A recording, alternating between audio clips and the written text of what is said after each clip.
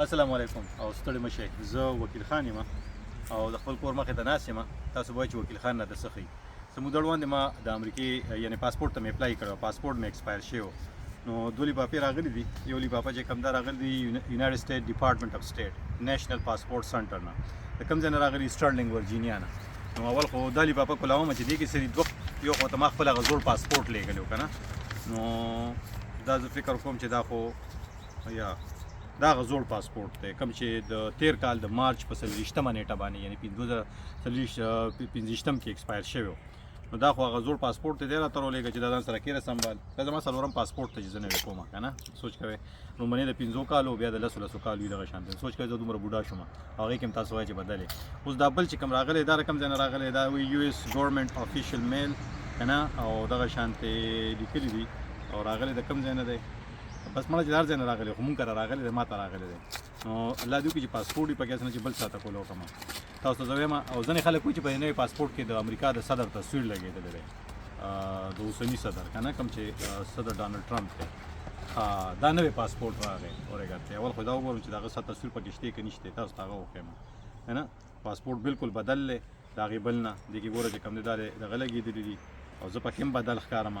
دا به د اپریل په 6مه 2036 کې 2036 کې ایکسپایر کېږي. او دا خبره کور ته راپسې راولېږه. او زه پکې د امریکې د صدر تصویر ښیم. پرون مې پاکستان په میډیا باندې کتلو چې دې کې د امریکې د صدر تصویر لګېدلي.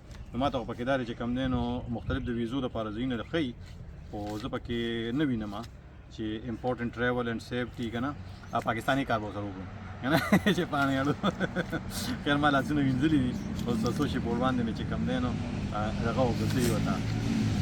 زه پکې د هغه صدر تصویر صحیح کوم چې تصویر ملګري ته به مې راځي چې دې خوا دې پکې څه نشته دی که نه. نو دا خو پکې نشته دا څه چې د هغه تصویر پکې لګېدلي. اوس پکې ما وښایه ډېر نږدې نه یې مه ښایه، پاسپورټ نمبر دی پکې. دا نه غواړم دا ګور دا پرسنل چیزونه دا به چاته ښایم نه که نه، چا سره به یې شیر کوی هم نه.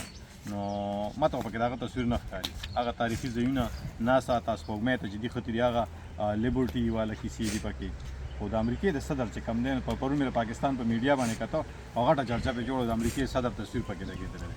کوم دی ما ته خو راکړي امریکې د صدر تصویر نه ښکاري. فضلان خو بدلېږي را بدلېږي 4 کاله پس، نو څنګه به پکې د امریکې د صدر تصویر لګي که نه. هغه ما ته پکې که نه نشته پکې، هغه ما ته یې زه نه یم پکې. او دا هغه مین پاڼه دا ده ښیم یې ته ډېره نه، او وایي چې ستا نوم وکیل خان دی او په فلاني تاریخ پیدا شوی او سړی که نه. او دې پکې دام لیکلي دي. ګورئ یو خبره یاد ساتئ، یو خبره بله کومه ګورئ، د امریکې دا پاسپورټ چې کوم دی دا زما حق نه دی.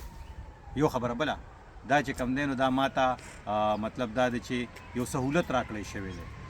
نو که یو سړی دا وایي چې ما سره د امریکې پاسپورټ ته زه چې څه کول غواړم هر څه کولی شي، تاسو سره هر رایټس راشي، خو د قانون په دایره کې دننه که سړی وایي چې زه به غلط کار وکړم بیا هم ما دلته کې پاتې کړي، نو دا پاسپورټ تا نه اخیستی هم شي. او په خپل کوم ملک کې چې پیدا شوی، ګوره زما په دې پاسپورټ کې لیکلي دي چې په کوم ملک کې زه پیدا شوی یم، هغه ډیټ اف برت هم پکې لیکلی شوی دی. صحیح ده. نو دغه کیسو ته چې کوم دی نو دغه خبرې پکې وي.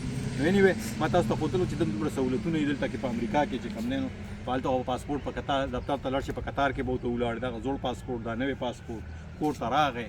نو الله دې وکړي چې زمونږ ستاسو په هېوادونو کې چېرته چې مونږ زېږېدلي یو، چېرته چې کوم دی نو زمونږ خپل خپلوان زمونږ چې کوم دی نو خواږه تراخه خلک ژوند کوي، هغوی ته هم دا سهولتونه برابر شي.